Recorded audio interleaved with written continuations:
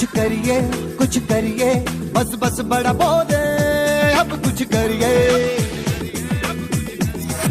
ओ कोई तो चल जिद फड़िए, तू बेतरिए या मरिए। हाय कोई तो चल जिद फड़िए, तू बेतरिए या मरिए। शक रे।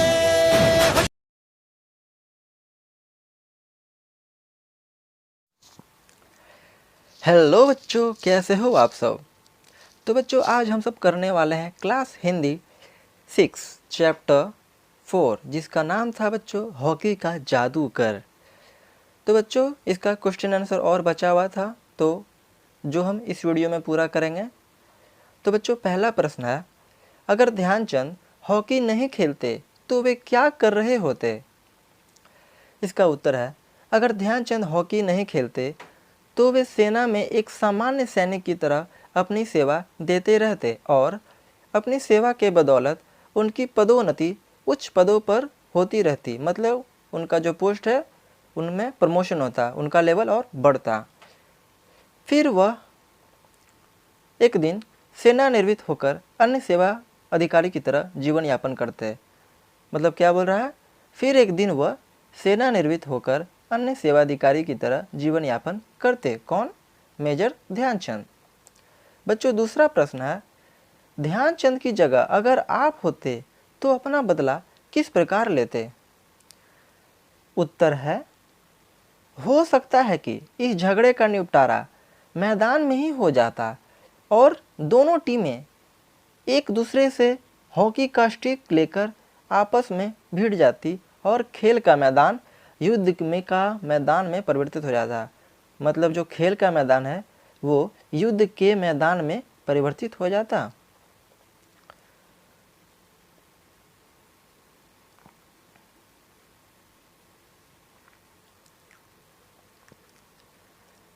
बच्चों तीसरा प्रश्न है, खेलते समय नोक झोंक क्यों होती है। इसका उत्तर है, खेलते समय झगड़े अक्सर खेल भावना के विपरीत जाने से होते हैं।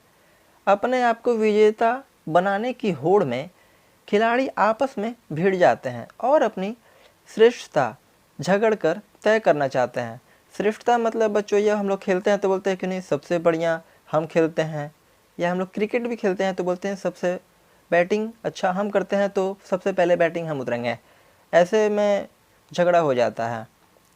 तो बोल ये रहा है कि अपनी श्रेष्ठता झगड़ कर तय करना चाहते हैं।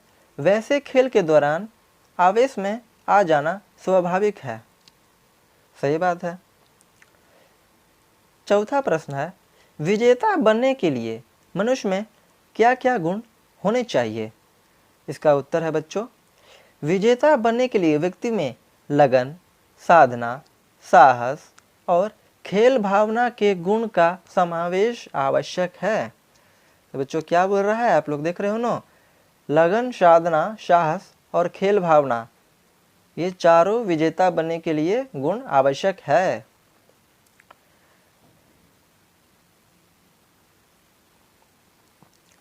अब बच्चों व्याकरण का पाठ है। तो क्या बोल रहा है, बोल रहा है पहला है, थोड़ी देर में पट्टी बांधकर फिर मैदान में आप पहुंच आते ही मैंने उस खिलाड़ी की पीठ पर हाथ रख के कहा, तुम चिंता मत करो, इसका बदला मैं जरूर लूँगा। मेरे इतना कहते ही वह खिलाड़ी घबरा गया। ऊपर के वाक्य में मैं, मैंने, उस, तुम, इसका, मेरे, इतना, वह आदि शब्द की संज्ञा जगह आए हैं। ऐसे शब्द सर्वनाम कहलाते हैं। तो इसका उत्तर क्या है, तो उत्तर है संज्ञा के स्थान पर प्रयोग किए जाने वाले शब्द सर्वनाम कहलाते हैं। अब बच्चों सर्वनाम के 6 भेद होते हैं। पहला है पुरुषवाचक सर्वनाम। जो शब्द बोलने वाला अपने लिए, सुनने वाले के लिए या किसी अन्य के लिए प्रयोग किए जाते हैं पुरुषवाचक सर्वनाम कहलाते हैं। जैसे मैं, तुम, वह, ये होगा। ख है निश्चयवाचक सर्वनाम, मतलब दूसरा भेद। जिन शब्दों का प्रयोग किसी व्यक्ति या वस्तु की ओर संकेत के लिए की जाए वह निश्चयवाचक सर्वनाम कहलाता है। जैसे उस, इसका, इतना। ग, अनिश्चयवाचक सर्वनाम, जो अनिश्चित नहीं होता है। जिन शब्दों के प्रयोग से किसी निश्चित व्यक्ति या वस्तु का बोध नहीं होता है वे अनिश्चयवाचक सर्वनाम कहलाते हैं। जैसे कौन, क्या। इसमें बच्चा कोई, जैसे कौन हो गया तो ये निश्चय नहीं कर पा रहा है कि कौन, वह कौन आदमी है, कौन सा वो व्यक्ति है, इसलिए इसको बोलते हैं अनिश्चयवाचक सर्वनाम। अब घ है प्रश्नवाचक सर्वनाम। प्रश्न करने के लिए जिन सर्वनामों शब्दों के प्रयोग किए जाते हैं वे प्रश्नवाचक सर्वनाम कहलाते हैं। जैसे कौन, क्या। जैसे हम लोग पूछते हैं अपने मम्मी से, मम्मी आज कौन घर आया था, वहाँ कौन है, क्या कर रहा है, ये प्रश्नवाचक सर्वनाम में आते हैं। अगला है संबंधवाचक सर्वनाम। जिन शब्दों से किसी व्यक्ति, वस्तु या घटना का संबंध जोड़ा जाता है वे संबंधवाचक सर्वनाम कहलाते हैं। जैसे जो, से, जिसने, जैसा और तैसा। ये सब बच्चों सर्वनाम के 6 भेद हैं जिनकी ये सभी परिभाषाएं थी और इसका उपयोग भी कहाँ कहाँ किया जाता है इसमें लिखा हुआ है। तो बच्चों आगे बढ़ते हैं।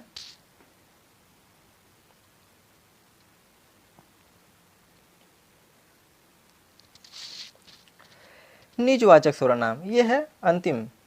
जिन शब्दों का प्रयोग कर्ता अपने लिए करता है वे निजवाचक सर्वनाम कहलाते हैं। जैसे अपना, स्वयं, आप ही। मतलब कुछ भी जो शब्द हम अपने के लिए यूज़ करते हैं, अपने लिए बोलते हैं। जैसे कि ये मेरा मोबाइल है, जैसे कि अपना किताब रखो, ये स्वयं, स्वयं मतलब यह स्वयं मेरा बुक है, ये हो गया निजवाचक सर्वनाम। चलो अगले क्वेश्चन क्या बोल रहा है देखते हैं। तो बच्चों इसमें बोल रहा है कि निम्नलिखित वाक्यों में मोटे अक्षरों में छपे सर्वनाम के भेद सामने कोष्टक में लिखिए। तो क्या है, बोल रहा है कौन खा रहा है, कौन खा रहा है। तो इसमें क्या, इसमें पूछ रहा है, प्रश्न कर रहा है, तो हो गया प्रश्नवाचक सर्वनाम। अगला है मैं अपने काम पर लौट आया। तो उसमें बोल रहा है वो किसी को बता रहा है, कौन बोल रहा है, तो पुरुष बोल रहा है, तो हो जाएगा पुरुषवाचक। अगला है ग, यह मेरा घर है। ये कोई बोल रहा है तो मतलब ये निश्चय कर लिया है, तो हो जाएगा निश्चयवाचक। ये निश्चय मतलब कि कॉन्फिडेंट के साथ बोल रहा है कि यह मेरा घर ही है, तो ये हो जाएगा निश्चयवाचक सर्वनाम में।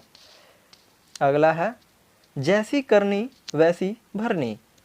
ये किस हो जाएगा, संबंधवाचक में हो जाएगा। मैं स्वयं चला जाऊंगा, ये किस में आएगा, तो मैं स्वयं मतलब कहीं वो जा रहा है, तो कैसे जा रहा है, अपने आप न जा रहा है, तो ये हो जाएगा निजवाचक, मतलब वो अपने से, तो ये निजवाचक सर्वनाम में हो जाएगा, मैं स्वयं चला जाऊंगा। च है कुछ तो किया करो, कुछ तो किया करो, ये हो जाएगा अनिश्चय, मतलब वो कुछ करता है नहीं, कोई काम करने का निश्चय वो करता ही नहीं कि मैं ये काम करूँगा, तो ये अगला बोलता है कि कुछ तो किया करो, ये बच्चों आ जाएगा अनिश्चयवाचक सर्वनाम में। अगले क्वेश्चन की ओर बढ़ते हैं।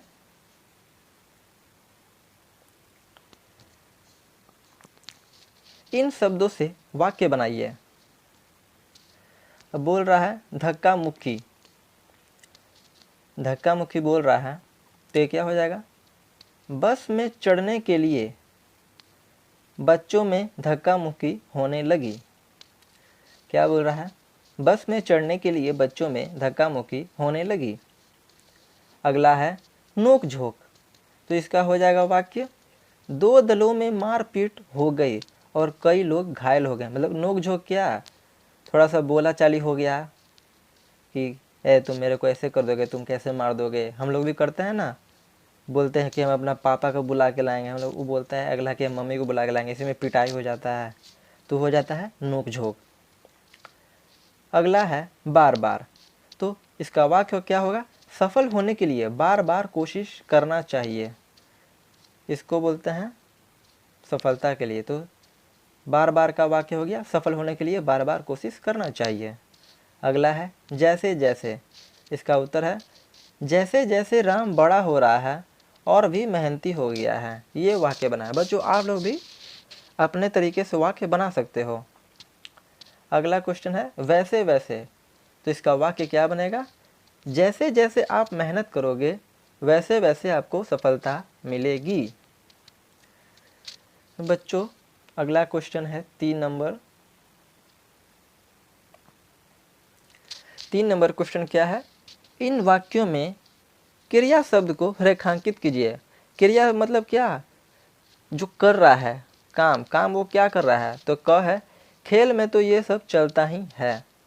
तो चलता है, क्या चलता है? तो क्रिया हो गया, तो चलता क्रिया हो गया इसमें। ख है मैं पंजाब रेजिमेंट की ओर से खेला करता था। क्या बोल रहा है? मैं पंजाब रेजिमेंट की ओर से खेला करता था। तो खेला करता था क्या? तो क्या कर रहा है? वो खेल रहा है। तो खेलना क्या हुआ? एक क्रिया हुआ, मतलब काम कुछ कर रहा है। तो खेलना खेला करता था एक क्रिया हो गया। ग है बाद में हम झांसी आकर बस गए। क्या कर गए? आकर बस गए। तो कहाँ बस गए? झांसी में। तो क्या हुआ? आया, मतलब तो वो स्वयं तो कुछ काम किया, वो आया, झांसी आया। तो क्या हो गया? बस गए क्रिया हो गया। घ है वह बार बार मुझे खेलने के लिए कहते। तो कहते क्या खेलने के लिए कहते थे? तो हॉकी खेलने के लिए कहते थे। तो कहते इसका क्रिया हो गया। अब बच्चों अंगा है बर्ली ओलंपिक में हमें स्वर्ण पदक मिला। तो स्वर्ण पदक मिला, कैसे मिला? तो खेले तब ना वो मिला। तो कौन से खेले थे? तो मेजर ध्यानचंद हॉकी खेले थे, तब हमारे देश को स्वर्ण पदक मिला। तो मिला क्या हो गया? क्रिया शब्द हो गया। बच्चों अगले क्वेश्चन में बढ़ते हैं हम लोग।